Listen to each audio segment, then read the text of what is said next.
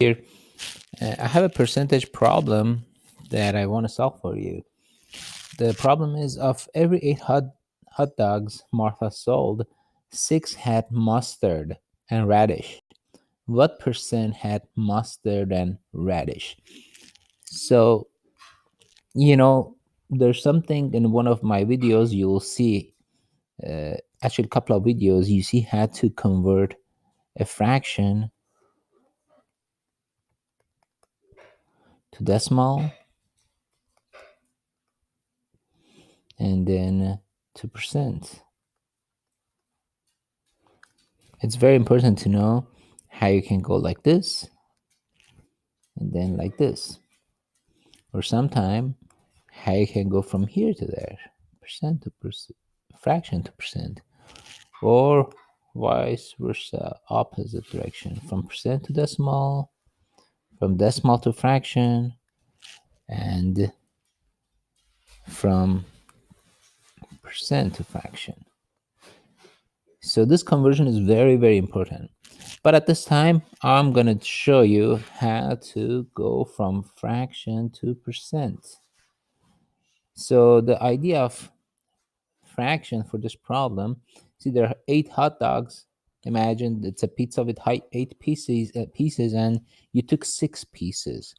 So basically, what fraction of the slices that you've taken is 6 out of 8, right? So it's 6 out of 8. Now, when we talk about percent means always something at 100. Keep in mind, this is how I remember it. When I was a little kid, actually, like when they say 2%, like this, I took the 2, I wrote like that, and I put this like 100 in the denominator. That might help you too. See? 2 out of 100. So percent means out of 100. If it's 2%, 2 out of 100. If it's 25%, that means 25 out of 100, right? So when it's 6 out of 8, we want to make it something out of 100. What out of 100? What is it out of 100? We don't know that, right? Keep in mind, don't forget about this for right now. But remember something important here. Let me tell you something important.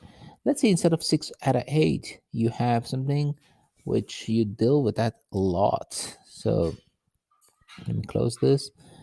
For example, 50 out of 100. What is 50 out of 100? It's 50%, right? That's equal to 50%, right? And then let's say you want to convert a fraction to something out of 100. Like what? Like 2/5. You want to convert it to percent. What percent is that? You want to get there. But before you get there, you want to know what at 100 this is, right? Because the denominator is not 100. So you need to make it 100. Then you can tell easily what percent is that. Like the previous case, see, 50 out of 100, denominator is 100. That means 50%. But in this case, it's 5. It's not 100. So you need to write an equivalent fraction. So in the concept, in the topic of fractions, their equivalent fraction, they look like different, but the value is same. So we want to make this something at 100. This is clearly what you do. This is easy one. This is what you do. You write 100 for the denominator. You say, oh, 5 times what is 100? You want to write an equivalent fraction. You say 5 times what number is going to be 100? If you look carefully, this 5 times 20 is going to be 100, right? So if you multiply this by 20, you need to multiply the numerator, top number, also by 20 to create an equivalent fraction. That's the idea of making an equivalent fraction. Means you need to multiply numerator and denominator both into the same number. In this case, it's 20. So 2 times 20 is what? 40. And 40 out of 100, see, we made it out of 100. So 2/5 is same as 40 out of 100. Now, easily you know what that is. That 40 out of 100 is what? 40%. You got it, right? But the problem that you have here is 6 over 8 equal to what number at 100? So that's a little bit tricky. So I'm going to write this here.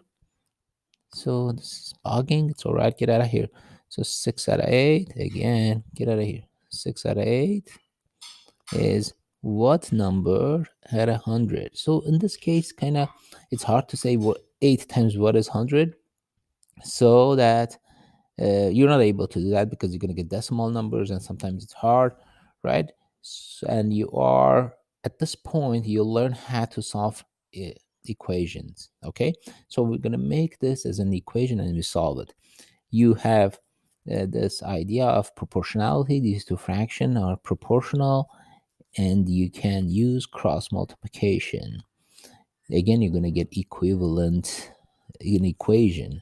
So you're going to say 8 times x, which is 8x, is equal to, see, I'm cross multiplying, 6 times 100. 6 times 100. Again, these two are equal together. So 8 times x is equal to 600. And then to solve for x, that's the whole purpose. We want to solve for x. We want to know what that number is with a different method, different than the easier case that we just had. So that to solve for x, you have to get rid of this 8. It's multiplied to x. To do the opposite of multiplication is division. So you divide by 8 to get rid of it. So divided by 8, right? So 8 divided by 8 cancels. We get 1. So x is equal to 1x, or x, they're both same, is equal to 600 divided by 8. Now to do this, let's just divide it, just simplify it over here. So see, both of these can be simplified. This divided by 2. Let's go step by step to divide by 2. You get 4. Divide by 2. You get 300. So that's, you're going to get 300 over 4. Again, you can simplify by 2, right? Both of these are divisible by 2. So divide by 2. Divide by 2. You get what? This is 2. That's 150, right? Again, now you can divide by 2, which is, this divided by 2 is 1. You get 1. And this divided by 250 divided by 2, what? You get 75. See, divide by 2, you get 75. So it's going to be 75 over 1. So x is what? Just 75. You didn't need to do long division. But if you want to do long division, here it is. 600 divided by 8. So one digit, if you want to separate, is too small. You separate 2 digits. How many? 8 is in 60. 7 times 8. 7 times 8 is what? 56, right? If you put 8, 8 times 8 is 64, is bigger. If you put 6, 6 times 8 is 48, and remainder is going to be bigger than 8. So I have to go to the point that the remainder is smaller than divisor, right? So now 60 minus 56 is 4. Then 0 goes down, bring the 0 down. So 40, how many 8 is in 40 now? 5. 5 times 8 is 40. Remainder is 0, 0. So you got what? 75, 2 methods. So that, now you know that's 75. So 6 over 8 is equal to 75 out of 100. That's equal to 75%. Done.